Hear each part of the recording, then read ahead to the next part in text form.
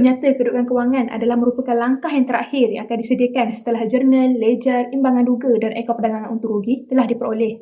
Tujuan penyediaan menyata kedudukan kewangan adalah untuk menyenaraikan kesemua aset dan liability perniagaan. Selain itu adalah untuk menunjukkan kedudukan kewangan perniagaan, jumlah modal dan keuntungan atau kerugian perniagaan, serta untuk menunjukkan modal kerja iaitu jumlah kecairan perniagaan dalam tempoh semasa. Komponen yang terlibat dalam penyediaan penyata kedudukan kewangan ialah aset bekas semasa, aset semasa, liability semasa, liability bekas semasa dan juga ekuiti pemilik.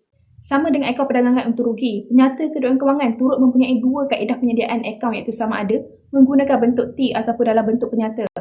Di sini, sedikit maklumat berkenaan penyediaan akaun modal di mana untung bersih ditambahkan dengan modal tambahan bagi tahun kewangan tersebut kemudian ditolakkan dengan ambilan. Sekiranya perniagaan memperoleh rugi bersih, ianya akan mengurangkan modal. Kini, saya akan menunjukkan contoh penyediaan menyata kedudukan kewangan bagi soalan latihan syarikat Munawarah Sendirian Berhad. Pertama, aset bekas semasa perlu ditulis terlebih dahulu iaitu alatan pejabat dan juga van. Kemudian, aset semasa. Kebiasaannya, pelajar perlu menyenaraikan aset semasa mengikut tahap kecairan, sama ada bermula dengan tahap kecairan paling rendah ataupun paling tinggi. Di sini, aset semasa disusun mengikut tahap kecairan paling tinggi iaitu bermula dengan tunai dan seterusnya diikuti oleh bank, akaun belum terima dan juga inventory akhir. Sekiranya terdapat peruntukan hutang lagu, pelajar perlu tolakkannya dengan akaun belum terima. Ianya perlu ditunjukkan dalam penyata kedudukan kewangan.